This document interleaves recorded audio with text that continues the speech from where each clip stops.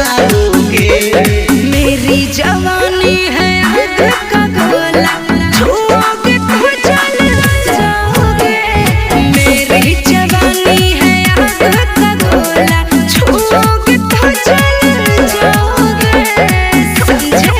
छुओगे तो जल जाओगे। मेरी जवानी है आग का गोला, मुझे हल्के में लेना नहीं, तेरी लग जाएगी सुनो वाट। क्यों भाव इतनी खाती हो, क्यों बनती हो